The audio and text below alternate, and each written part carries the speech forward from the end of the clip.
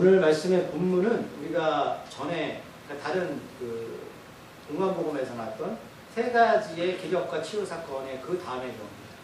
그 전에 어떤 일이 벌어졌죠?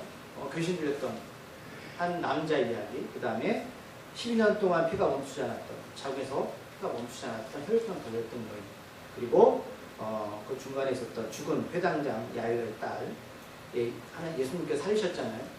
이 세 가지의 기적의 치유 사건이 벌어지고 오늘 본문이 이어지는 장면이 됩니다. 그러니까 세 가지는 그거였잖아요. 악한 영의 존재 가운데 힘들어했던 한 남자, 그리고 저주받았다고 10년 동안 몸에서 피가 멈추지 않았던 한 여인, 이제 죽음에서 다 포기했던 한 아이의, 소녀의 그 슬픈 이야기.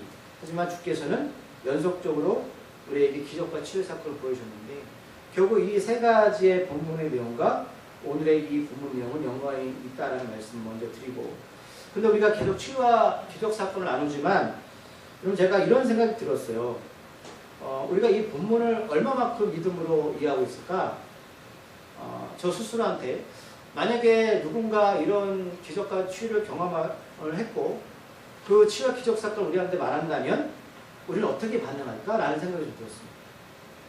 그러니까 그냥 말씀으로 끝나는 것이 아니라 정말 실제적으로 우리가 이 삶 가운데 있는 것을 경험을 했을 때 솔직하게 우리가 좀 색안경을 끼고 바라보지 않을까. 우리가 여러분 이 말씀을 100% 다 신뢰하십니까? 이런 일이 일어났던 사실을? 아니면 야, 뭐 그거는 그냥 성경에 끝난 이야기고 내가 좀 살아가는 것들이 힘든데 나한테 이런 일이 벌어지지 않고 있으니까 이거 그냥 나하고는 관계없어라고 생각하십니까? 라는 거예요. 그러니까 이 질문은 제가 여러분들한테 드리는 질문이 아니라 제가 본문을 준비하면서 저 스스로 했던 질문이기도 합니다. 김 목사, 너는 정말로 이 말씀을 믿고 있니? 그런데 이 말씀을 내가 지금 100% 믿지 못하더라도 어떤 분들은 믿고 싶은 마음이 드는 분들이 있어요.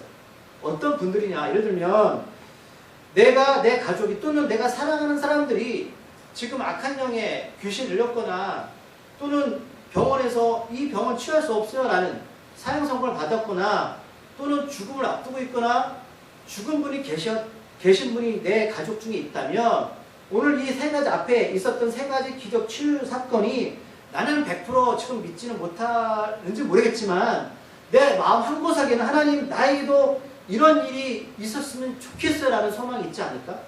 라는 생각이 들었어요. 물론 내가 뭐 내 주변에 아픈 분들도 없고 뭐 죽은 분도 없고 그 다음 내가 뭐 그런 귀신적인 그런 내용도 삶에서 경험하지 못한 분들이라면 오늘 본문의 앞에 세 내용이 전혀 내 인생 가운데 그냥 먼 이야기처럼 들을지 모르겠지만 이런 상황에 지금 처한 분이라면 저는 뭐 1% 되든 10% 됐든 이런 가능성을 마음에 품지 않을까라는 생각이 들었습니다. 그래서 제가 제 스스로한테 이런 질문을 던진 게 기적을 믿습니까? 라고 제가 제 스스로한테 질문을 던진 게 아니라 이런 질문을 제가 던졌어요. 왜 너는 기적을 믿고 싶니? 라는 질문을 던졌어요. 그러니까 기적을 믿습니까? 라고 질문을 던지면 100% 아니랄 수는 없지만 너 그런 기적을 믿고 싶으면 있잖아? 라는 질문을 던졌다는 거야. 왜 믿고 싶어? 왜냐면 그거는 답은 너무 간단한 게 뭐냐면 내 주변에 너무 내가 힘들고 어려운 분이 있다면 뭐 병에 걸리거나 죽을 지경에 있거나 귀신 들렸다면 내가 하나님으로부터 이런 기적을 체험하고 싶은 그런 마음이 간절하게 있을 것 같아요. 그러니까 100% 믿음이 있고 없고를 떠나서 또는 교회를 다니고 안 다니고 걸 떠나서 내 마음속에 그런 소원이 있다는 사실입니다. 그래서 어떤 분들은 뭐 점집이도 가고 또 어떤 분들은 내가 뭐 누가 뭐 치유에 능력이 있다고 하면 또 어떤 분들은 뭐 어떤 의사가 그런 병에 대해서 전문가라면 내 재산을 다 팔아가지고 그 병을 고치고 싶어 하면 없겠습니까? 그러니까 저희 어머니 제가 말씀드렸지만 그 수십 년 전에 돌아가셨을 때 자궁암으로 저희 아버지 말은 집 두 채를 날렸다는 거예요. 왜냐하면 여러분 당연한 거 아니에요. 내 사랑하는 사람이 지금 병이 들었다면 현대 그걸 고칠 수 없다. 그러면 어떤 사람이 고칠 수 있다면 그게 돈이 뭐가 문제? 10억이 됐든 20억이 됐든 빚을 끌어다가도 고칠 마음이 있잖아요. 그러니까 우리가 기적을 믿습니까? 라는 질문보다 너는 왜 그 기적을 믿고 싶냐? 라는 질문을 던지면 오늘 이 본문의 내용이 그저 그냥 문자적인 내용이 아니라 예수 그리스도를 통해서 오늘 이 시대 때 우리한테 기적과 치유가 새롭게 다가오지 않을까라는 생각이 든다는 거죠. 그래서 예수님은 회당의 야일의 딸이 죽었을 때 또는 나사로가 죽었을 때 잔다라고 표현했잖아요. 그러니까 우리가 이런 말하고 세상 사람들이 뭐라고 말해요? 미쳤다고 말하거든요. 야, 죽으면 자는 거야? 그 죽은 거지. 왜? 생물학적으로 다 썩어서 없어지는 거니까. 하지만 하나님 입장에서는 뭐예요? 죽음이 뭐다? 자는 거예요. 다시 깨어나는 거예요. 물이 포도주로 바뀌겠습니까? 그 어떤 사람이 과학자한테 야, 물이 포도주로 바뀌었대. 그럼 과학자는 어떻게 하냐면 연구실로 가가지고 과학적 증거를 마련하는 거예요. 자, 화학적 식을 마련해놓고 물을 갖다 놓고 1000번을 만번이고 실험하겠죠. 야, 물이 포도주로 변해? 이건 안 되는 일이야. 하지만 우리는 물이 포도주로 변할 수 있는 기적을 믿을 만한 마음이 있다면 하나님이 그렇게 하신다는 것이죠. 설사 내가 그걸 100% 믿음이 없어도 우리를 통해서 하나님께서 일을 하신다는 소망이 있다면 우리 이 땅에 살아가면서 너무 좌절하거나 실망할 필요가 없다는 사실입니다. 내가 사랑하는 사람을 땅속에 묻고 또는 화장터에 화장을 하고 돌아올지라도 그 존재를 내가 하나님 나라에 다시 볼 수 있다는 소망이 남들 보면 미치는 생각일지 모르겠지만 저는 그게 소망이에요. 그게 은혜라는 거예요. 왜요? 성경에 기록되어 있고 예수님이 그렇게 사셨고 우리에게 말씀을 통해서 증거하고 계십니다.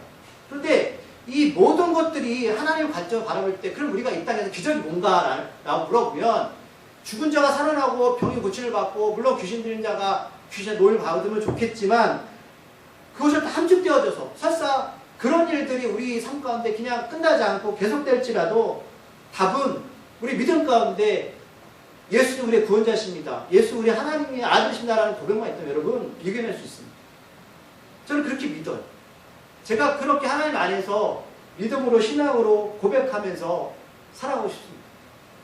우리가 하나님 안에서 기적과 치유 사건이 그저 끝나는 사건이 아니라 그런 치유와 기적 사건을 우리를 통해서 보고 믿게 된다면 또 나를 통해서 누군가 그 사실을 또 듣게 되고 기적을 경험한다면 그게 모두 오늘 말씀의 마지막 별처럼 예수님의 소문이 퍼지는 증거에 대한 삶을 살아갈 수가 있어요.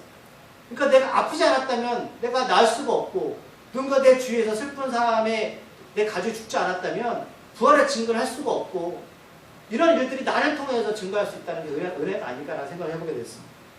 말씀드렸지만 오늘 말씀에 그 본문 전에 보면 26절 말씀은 그렇게 끝나죠. 말씀 읽어볼게요. 마태복음 9장 26절입니다. 그 소문이 그 온 땅에 퍼지더라. 네, 그 소문이 어떤 소문이 예수님이 세상에서 말도 안 되는 일들을 치유하셨잖아요. 그러니까 소문이 세상에 퍼지는 것은 결국은 뭐가 나았다, 뭐가 잘 되었다가 아니라 예수님의 살아계신 예수님의 기적과 치유의 기적 사건이 일어난다는 것이거든요. 그 사람들 그걸 통해서 보다 예수님 하나님의 아들이십니다. 예수 우리의 구원자라는 고백이 죽은 영혼들에게 복음의 증거로 될 수 있다는 사실입니다. 그런데 오늘 27절의 시작은 예수님이 그런 세상에 소문이 퍼질 때 예수님의 행동을 어떻게 하냐면 그 자리에 머무시는 게 아니라 떠나가시죠. 그럼 생각해 보세요. 자, 많은 사람들이 예수님이 기적과 치유 사건을 봤어요. 우리도 마찬가지죠. 나를 통해서 정말 일어날 수 없는 일들이 났을 때에 복음 증거가 될 수 있는 좋은 기회잖아요. 그럼 예수님이 그 자리에서 많은 사람들한테 예수님을 전하고 하나님을 전하면 또 많은 사람이 믿지 않겠습니까? 근데 예수님은 그런 방법을 취하지 않고 어떻게 하시죠? 그 자리를 펴내요. 그러니까 피하신다는 것이죠. 그러니까 우리가 생각하는 복음 증거는 더 쉬운 방법, 더 효과적인 방법을 택하지만 예수는 그런 방법을 택하지 않아서 왜? 나를 통해서 예수님이 하나님이시지만 나를 통해서 하나님 영광이 가니까. 더 중요한 게 뭐냐? 병이 낫고 뭔가 위기 가운데 해결되는 것도 중요하지만 그것이 교만의 자리로 들어간다면 그것은 우리한테 또 해가 될 수 있다는 사실입니다. 예수님은 예수님의 이름이 온 땅에 퍼졌지만 도리어 그 자리를 떠나십니다. 이게 바로 우리가 하나님 안에 살아가는 삶의 방식이에요. 우리가 무엇인가 잘 되어지고 우리가 무엇인가 더 사람들 볼 때에 성공할지라도 여러분 그 자리에서 떠나셔야 돼요. 그 자리에서 나의 이름과 나의 어떤 명성이 아니라 하나님의 명성과 하나님의 이름이 더 증거되는 자리가 되야 된다는 사실입니다. 예수님도 그 자리를 떠나십니다. 예수님은 그 자리를 불편하셨죠. 그리고 나서 오늘 말씀해 보니까 세 가지 기적과 치유 사건이 끝나고 나서 두 맹인이 따라옵니다. 오늘 이제 현대 사람들이 이걸 시각장애인 이렇게 불러요. 시각장애인. 그러니까 맹인 제가 오늘 이렇게 말씀드리겠습니다. 용서해 주시고. 자, 그렇다면 두 맹인이 쫓는 이유는 당연하겠죠. 세 가지의 치유 사건이 일어났어요. 그러니까 당연히 맹인들은 그 소리를 어떤 사람을 통하여서 듣게 되었고 나도 예수를 만나면 눈이 뜨게 될 거라는 소망이 있었겠죠. 그러니까 여러분 그거예요. 지금도 말씀이 선포되어지고 우리의 죽음은 죽는 게 아니게 자는 겁니다라고 말씀을 통해서 증거되어지는데 어떤 사람은 그걸 듣고 에이 뭐 그런 얘기 믿겠어? 라고 치부하고 사는 사람이 있는가 하면 어떤 사람들은 내 마음에 작 1%의 기적의 소망이죠. 그래, 예수님 만나면 내 눈이 띄어질 거야. 그러면 그 자리에 있으면 눈이 띄어집니까? 아니잖아요. 우리가 성경 말씀을 계속 보지만 내 그것을 듣고 보았다면 어떻게 되죠? 예수님께 나가야죠. 나가야죠. 아, 예수님은 아시니까 찾아오시겠지? 물론 그럴 수도 있어요. 하지만 예수님은 자신한테 오는 자들을 축복하십니다. 그럼 성경을 보세요. 우리가 세 가지 앞에 출석권도 그렇죠. 그들이 가만히 있었나요? 귀신도 예수를 보고 알아보고 쫓아오잖아요. 하물며 영적인 우리가 예수님을 그냥 듣고 끝난다면 우리 기적사건을 여러분 경험할 수가 없어요. 자, 두 맹인이 세 가지 치유사건을 듣고 나서 예수를 따라오는데 어떻게 따라오죠? 소리를 지르며 따라옵니다. 왜 소리를 지를까요? 여러분들이 만약 맹인이라고 생각해보세요. 네. 그럼 제가 설교 시간에 질문 던지는 거 어떤 분이 그래요? 아, 김 목사 질문 던지지 마. 근데 저는 그게 싫어요. 저는 일방적인 설교를 원하지 않습니다. 여러분들이 만약에 맹인 입장이라면 예수님을 볼 수가 없죠. 그러면 우리가 보았지만 예수님이 다니실 때 수많은 사람이 따르잖아요. 앞에 두 사건도 마찬가지였지만 12년 동안 혈병 걸린 여인이 예수님을 어떻게 만났죠? 예수님 뒤 옷자리에 가서 만지면 낫겠습니다. 그럼 그 여인이 여러분 그 수많은 사람을 뚫고 들어간 거 아니에요. 그 야이로 회장장 때는 어떻게 예수를 만났나요? 그 먼 곳에서 와가지고 오자마자 엎드렸어요. 그러면 여러분 맹인은 눈에 보이지 않아요. 수많은 사람이 예수님을 따르고 있어요. 그 사람들을 해집고 들어가야 되는데 어디 있는지 어떻게 합니까? 그럼 방법이 뭐죠? 나이치를 알리는 거잖아요. 그러니까 소리를 지를 수밖에 없다는 사실. 우리 이런 상황들을 성경에서 계속 본다는 거예요. 그러니까 병도 다르고 사람도 다르지만 예수님의 은혜를 경험하는 사람들이 공통점이 있다는 거예요. 예수님께 집중하고 따라가는 거예요. 그 자리에서 할 수 있는 방법을 동원하는 거예요. 그럼 이 맹인은 보다 눈이 보이지 않으니까 소리를 지르는 거죠. 그러니까 4명의 여러분 친구 얘기 우리가 나눴죠? 중병제 이야기. 예수님 베드로 집에 있을 때에 친구를 데리고 왔는데 수많은 사람들이 그 베드로 좁은 집에 있는데 들어갈 수가 없어요. 그러니까 그 침상으로 어떻게 했죠? 옥상 올라갔잖아요. 그리고 지붕을 뚫고 매달았어요. 그러니까 우리가 할 수 있는 부분이 있고 하나님은 할 수 있는 부분이 있는데 그럼 우리가 할 수 있는 부분이 어디까지인가 가셔야죠. 이게 믿음이에요. 믿음이라고 하는 사람이 있잖아요. 하나님께 무엇을 잘해드리고 그게 믿음일 수 있겠지만 내가 하나님께 얼마만큼 다가가는가, 내가 하나님께 얼마만큼 간절하게 예수님을 찾고 있는가라는 거예요. 그러니까 이 두 맹인이 할 수 있는 방법보다 소리를 지르는 거예요. 그럼 작게 질렀을까요? 한 번 질렀을까요? 어디든지 어떻게 알아요? 최대한 많이, 최대한 크게. 이게 맹인이 할 수 있는 유일한 방법이에요. 그러면 우리는 그래요. 목사님 전 가난하니까, 전 배운 게 없으니까, 전 바쁘니까. 맞아요. 삶의 자리가 다르니까. 그러니까 그게 은혜 아닙니까? 하나님은 여러분들에게 다 똑같이 반응하시는 게 아니에요. 맹인은 맹인의 방법대로, 혈병 열린 여인은 혈병 걸린 여인의 방법대로, 그 다음에 딸이 죽었으면 세단장 야인의 방법대로, 죽은 병대 4명의 친구들 그 방법대로 각기 다른 것 하나님은 똑같이 보지 않으시고 다르게 다양하게 보시고 은혜를 허락하신다는 거예요. 그럼 나는 어떤 방법으로 주님께 나갈 것인가? 나는 부족하니까 없으니까. 맞아요. 하지만 그 가운데 하나님께 나가는 자가 은혜를 받는 겁니다. 그게 믿음의 고백이에요. 그래서 나사로의 여동생이 그랬잖아요. 예수님 곁에 계셨다면 우리 오빠가 죽지 않았을 것입니다. 이게 바로 여동생 둘의 믿음이었어요. 죽었지만 그게 믿음이에요. 그렇다면 이 두 맹인은 선택할 수 있는 방법은 계속 크게 사람들 앞에서 창피하지만 소리를 지르는 것 뿐입니다. 지르는 것 뿐입니다. 말씀을 하나 찾아보고, 그러면 하나님께서 이 기적사건을 통하여서 우리한테 원하신 궁극적인 결과가 뭘까를 한번 먼저 찾아보겠습니다. 자, 말씀을 하나 찾아볼게요. 옆에요. 마태복음 10장 39절 말씀이요. 옆에 있는 말씀이요.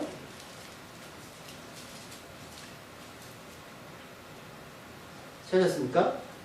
자, 16쪽 마태복음 10장 39절 말씀 시작. 자기 목숨을 얻는 자는 잃을 것이요 날 위하여 자기 목숨을 잃는 자는 얻으리라. 모든 치유와 기적사건의 핵심은 이거예요. 생명입니다. 자, 나사로가 여러분 다 살아났죠? 그럼 다 죽지 않아요? 죽죠. 그런 시간과 공간의 차이일 뿐이에요. 우리가 100년을 살든 50년을 살든 슬프지만 하나님의 입장에서 여러분 긴 시간 동안에 하나의 점밖에 안 되는 거예요. 그러면 이 기적과 치유 사건의 핵심, 본질적으로 하나님 우리에게 원하시는 게 뭐냐면 생명에 관한 문제를 잊지 마십시오. 단순히 병 나았다? 치유받았다? 그게 끝이 아니에요. 그걸 통해서 우리는 누굴 알아야 되나? 알아야 되는가? 생명 대신 예수를 알아야 되는 거예요. 이게 핵심이에요. 그래서 이 예수 살던 팔레스타인 지역은 동쪽으로부터 여러분 극심하게 모래바람과 거기다 지면의 수면이 늘 부족해가지고 안질 질환자가 많았다는. 그러니까 이 두 명의 맹인이들은 선천적인 맹인인지 후천적인 맹인인지 모르겠어요. 하지만 결과는 모든 장애 중에 가장 힘든 게 맹인이라는 거예요. 앞이 보이지 않으니까. 그러니까 사회적으로 여러 가지 활동을 할 수도 없고 소외되고 힘든 사람이었다는 거예요. 그러니까 두 맹인이 예수 앞에 할 수 있는 게 보다 소리 지르는 것 뿐이에요. 그러면서 그러면 그냥 소리 질렀냐.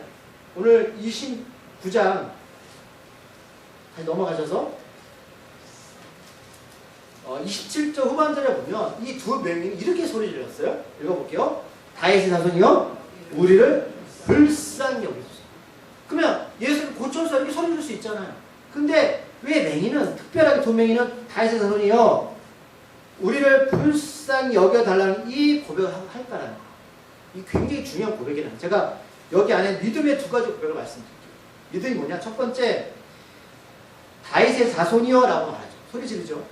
물론 유대인들은 이렇게 생각했어요. 자, 메시아가 이 땅에 오실 거야. 예수를 메시아를 믿지 않았잖아요. 근데 육적으로 누구한테 오냐면 다윗 왕을 통해서 그 후손이 메시아가 될 거야 라는 그런 걸 배워왔단 말이에요. 근데 예수님도 여러분 다윗의 후손이잖아요. 육적으로. 그러나 왜 이들이 안 믿냐면 예수님은 초라한 사람이었어요. 나사렛. 근데 목수의 아들이었잖아요. 그러니까 사람들이 생각하는 왕은 뭐냐면 거창하고 뭔가 있어야 되고 굉장해야 되는데 예수님은 초라해요. 그런데 지금 어떻게 고백한다고요? 이 두 맹인은 다윗의 자손이에요. 사람들은 머리로만 구원자를 인식했지만 이 두 맹인은 그 구약에 있는 말씀을 삶을 통해 증거해요. 예수님 당신은 다윗의 자손이에요. 근데 이치가 지금 뭐라고요? 목수의 아들이에요. 나사렛 작은 동네 사람이에요. 근데 어떻게 왕의 후손이냐? 그가 구원자냐? 근데 이 맹인은 어떻게 그렇게 고백하고 있어요. 그런데 이런 이 고백이 호칭이 그냥 나오는 게 아니에요. 말씀 두 구절 찾아볼게요. 이사야 35장 5절 말씀 1007쪽입니다. 구약 1007쪽 이사야 35장 5절 말씀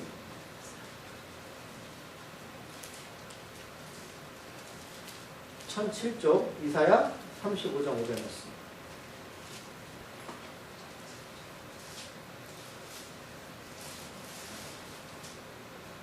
이사야에서는 예수님이 이 땅에 오실 것을 예언한 내용들이 많아요.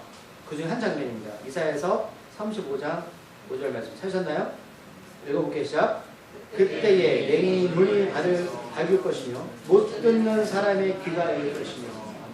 그때는 어떤 때인가요? 예수님이 이 땅에 오실 때. 그러면 이게 단순하게 육적인 눈만 말하는 건 아니에요. 분명히 이사야에서 예언을 하셨어요.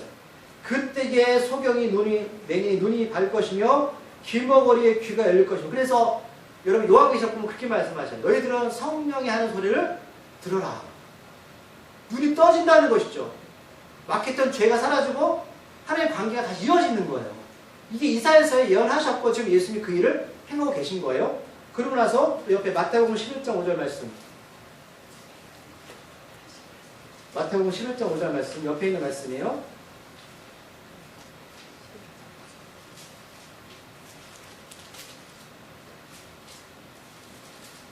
찾으셨나요? 마태복음 11장 5절 읽어볼게요. 시작. 맹인이 오며 못 걷는 사람이 걸으며 나병 환자가 깨끗함을 받으며 못 듣는 자가 들으며 죽은 자가 살아나며 가난한 자에게 복음이 전파된다. 우리가 성경을 계속 봤지만 지금 예수 일하셨죠. 제가 늘 강조하는 거지만 예수님이 자기 마음대로 아무나 치료하시고 아무나 기적을 베푸시는 게 아니라 하나님의 구약에 있는 예언의 말씀을 하나하나 이루어 가시는 거예요. 굉장히 의미가 있다는 사실이죠. 우리한테는. 그걸 하나님은 하나님의 정한 시간과 때에 따라서 움직이시는 거예요. 자, 두 번째, 맹인이 뭐라고 고백하죠? 불쌍히 여기소서라는 거. 그러면 불쌍하다는 게 어떤 뜻일까요?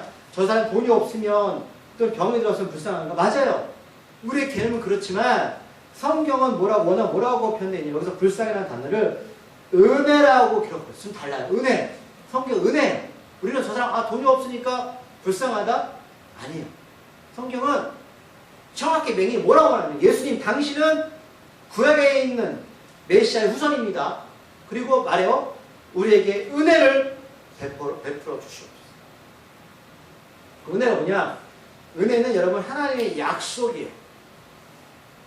은혜는 하나님의 약속. 하나님 어떤 약속하셨죠? 너희들을 구원할 거야. 그 자비 이런 걸 말해요. 그러니까 은혜라는 것은 여러분 주는 대상자가 줘도 되고 안 줘도 되죠. 그러나 하나님의 약속은 반드시 이루어지는 거예요. 구약 하나님이 약속하셨잖아요. 어떻게 맹인이 눈을 뜰 것이다. 당신이 구원자라면 내 눈이 뜨게 될 것입니다. 그렇다면 우리가 두 가지를 정리하면 그거예요. 지금 두 맹인이 믿음이라고 말하는 것은 단순하게 내가 없는 것을 가지고 있으면 그냥 믿습니다라고 고백하는 게 아니라 구약에 있는 하나님이 예언된 말씀을 가지고 들어와서 하나님 말씀하셨죠? 그러니까 이루어주사라고 고백하는 거예요. 이게 믿음이에요. 이게 믿음이라고. 믿음은 정확하게 정리하셔야 돼요. 자, 그런데 28절에 보니까 예수님이 바로 고쳐주지 않죠? 어디로 들어가시죠? 집에 들어가십니다. 그러니까 왜 집으로 들어가실까? 이 사람들이 소리를 지르잖아요. 근데 예수님이 지금 돌아가시면 안 돼요. 그러니까 사람들 이목을 피해서 앞에서는 피하셨죠. 그러니까 집을 일부러 들어가신 거예요. 근데 맹인이 쫓아오죠. 그죠? 맹인이 예수님께 다가오죠. 그래서 그때 예수님 여기서 말씀하십니다. 뭐라 말씀하시죠? 내가 능히 이 일을 할 줄을 믿느냐? 이게 중요한 메시지죠. 믿음은 우리의 삶을 통하여서 어떤 것에 더 마음을 두느냐, 어떤 것에 가치를 두고 목적을 가지고 사느냐, 이게 중요한 거예요. 그러니까 지금 예수님이 이 맹이 눈 뜨는 걸 몰라서 물어보시는 게 아니잖아요. 내가가 누구? 내가. 예수님 자신이에요. 내가 능히 이 일을 할 줄 너 믿어? 여러분 예수님이 이해할 줄 믿으십니까? 예수님이 누구세요? 하나님이세요. 구약의 말씀을 이루실 분이에요. 너 내가 죽은 다음에 내가 너희들 하나님 나라 들어갈 거 믿고 있어? 믿니? 내가 예수님을 통하여서 이게 중요한 거 핵심이에요. 내가 길로 진리로 생명이다. 나야. 그럴 때 뭐라고 대답하죠? 주님, 그러하오이다. 주님, 그렇습니다라는 뜻이죠. 그렇죠? 그렇습니다. 그럼 여러분, 우리가 이 말씀 안에서 이 사람이 예를 들면 100%의 믿음만 있어요. 100%의 믿음을 예수님이 원하시는 걸까요? 보세요. 우리가 전에 말씀 나눴지만 이 맹인들이 1%만 믿음만 있다면 예수님 안 고쳐주세요? 그건 아니에요. 우리가 말씀을 믿고 따라가지만 100%가 될 수도 있고 50%가 될 수도 있어요. 그러나 하나님은, 하나님의 능력은 우리가 전에 배웠지만 우리가 그것을 믿지 않으면 하나님의 뜻이 이루어지지 않나요? 그건 아니에요. 그럼 믿고 안 믿고 차이가 뭐냐면 내가 믿게 되면 뭘 보게 되면 하나님의 영광을 보게 되는 거예요. 아, 그렇구나. 이건 하나님이 일을 하셨구나. 이거예요. 이 사람들이 여러분 이걸 믿지 않아도 하나님의 계획과 뜻 가운데 일을 하신단 말이에요. 그러나 내가 일의 믿음으로 동참하게 되면 하나님의 영광, 하나님의 일을 경험하게 되는 거예요. 이건 큰 차이라는 거예요. 우리가 여러분 저 사람 죽었어요. 믿지 않는 사람이 죽으면 끝나는 거지. 그러면 저 사람이 예수 믿었다고 부활 안 해요? 부활해요.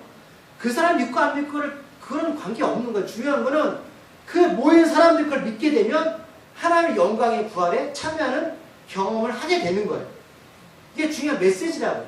그러니까 이 맹인들이 그렇습니다라고 말하는 것은 100% 믿음이 없을지라도 하나님은 그들에게 그 일을 동참할 수 있는 기회를 허락하십니다. 1%만 있어도. 이게 바로 은혜라는 거예요. 은혜라는 거예요. 예수님 어떻게 하시죠? 29절에 그들의 눈을 만지시죠. 우리가 전에도 봤지만 예수님은 나병 환자도 만지시고 눈먼 자를 만지시는 의미가 뭐라고 말씀드렸죠? 단순히 병치료를 떠나서 스킨십 하시는 거예요. 이 사람이 지금까지 아파했던 것, 힘들어했던 것 여러분 예수님이 만지시면서 치유하십니다. 근데 힘들었지. 아팠지. 이게 예수님 나와요. 예수님 단순하게 말씀으로 고칠 수 있지만 우리의 마음까지도 치료하시는 거예요. 그러면서 뭐로 말씀하시죠? 너희 믿음대로 되라. 여기서 믿음대로 되라는 것은 믿음의 분량이 아니에요. 어떤 뜻이 원어에 어떤 뜻이냐면 믿고 바라는 바대로 이게 뜻이에요. 그러니까 이 사람이 예수 저 눈뜨기 원합니다. 내 믿음이 100% 아까 1%만 있어도 그래? 네가 믿음에 원하는 대로 돼. 왜? 이 일은 누구의 일이에요? 하나님의 일이에요. 이건 내 일이야. 네가 믿음의 분량이 100이면 좋겠지만 일만 있어도 나는 이거를 이룰 거야. 그럼 너무 편하지 않으세요? 믿음의 분량이 아니에요. 우리가 원하는 그 바대로 하나님 하십니다. 그랬더니 30절에 그들이 눈이 밝아지게 됩니다. 저는 제 말씀을 정리하겠습니다. 자, 여러분 그들이 제가 말씀이 핵심은 그래요. 여러분 이 사람들이 세 가지 치유 사건을 듣고 보고 나서 예수님께 찾아와서 소리를 질렀지만 이들이 눈을 뜨게 된 것은 그들이 눈을 뜰 수 있을 만큼의 커다란 엄청난 믿음의 분량을 소유하고 있었던 것이 아니라 예수님을 향해서 예수님이라면 구약의 말씀들이 약속을 이루실 거라 사실 믿고 바라는 대로 갔기 때문에 역사하신 거예요.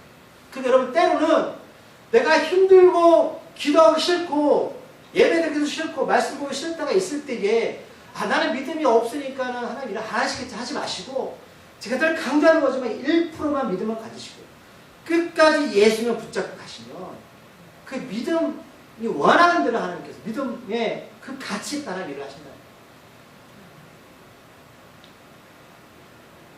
하나님은 이사의 말씀을 이루셨어요. 그리고 나서 예수께서 뭐라고 말씀하시죠? 엄히 경고하시되 삼가 아무에게도 알리지 말라. 다시 말해 예수님은 사람들한테 추앙받기 싫다. 나는 하나님의 일을 하는 것 뿐이야. 오히려 그것은 방해된 것 뿐입니다. 라고 말씀합니다. 그래서 우리가 여러분 어떤 일이 잘 되어지거나 믿음들 하나님이 여러분들을 이끄셔서 세상에서 성공시키시면 조심스럽게 여러분들의 삶을 증거하시는 거예요. 조금이라도 거기 안에 어떤 나의 생각이나 나의 그 사람의 어떤 감동을 주기 위해서 거기다가 뭔가 덧붙이시면 하나님 기뻐하지 않습니다. 정말 조심하셔야 돼요. 자, 31절 말씀 마지막입니다. 읽어볼게요. 시작. 그들이 나가서 예수의 소문을 듣고 온 땅에 퍼뜨립니다. 예수님 하지 말랬잖아요. 앞에도 마찬가지로 마지막 구절 읽었잖아요. 그 전 구절 26절에 그렇죠? 그런데 사람들이 안 퍼뜨릴 수가 없어요. 그러니까 여러분 보고 뭐냐? 전 그렇게 생각합니다. 여러분 우리가 전도가 됐든 간증이 됐든 물론 우리가 뭐 습관적으로 할 수도 있겠지만 우리가 은혜를 경험하면 시키지 말아요. 제가 비유가 그렇지만 맛있는 입점 가면 여러분 소개시켜 주잖아요. 거기 갔더니 썩어 맛있다. 하물며 내가 경험한 생명의 예수를 전하지 않을까? 전할 수밖에 없어요. 너무 좋아서. 죽어간 영혼에게, 병든 자에게, 귀신 들었던 사람에게, 병든 자에게 예수님밖에 없어요. 정말 예수님밖에 없어요. 예수님밖에 없어요. 예수님을 우리 삶 가운데 전하고 사는 우리가 되기를 소망합니다. 믿음의 분량을 너무 스스로 자책하지 마시고 여러분들 작은 믿음이라도 예수님을 꼭 붙잡고 하신 하나님께서 여러분을 통해서 하나님의 일들과 계획을 이룰 줄 믿습니다. 기도하시겠습니다. 하나님 아버지 감사합니다. 하나님 우리가 오늘 두 맹인의 이야기를 들으면서 맹인을 할 수 있는 것은 설교를 지는 것뿐이었습니다. 그렇다면 우리는 삶의 자리에서 예수를 만나려면 무엇을 해야 될까요? 우리 처지에서 자리에서 할 수 있는 것들을 하게 해주시옵소서. 그럴 때 주님께서 우리에게 은혜를 베푸실 줄 믿습니다. 예수의 이름으로 기도드립니다.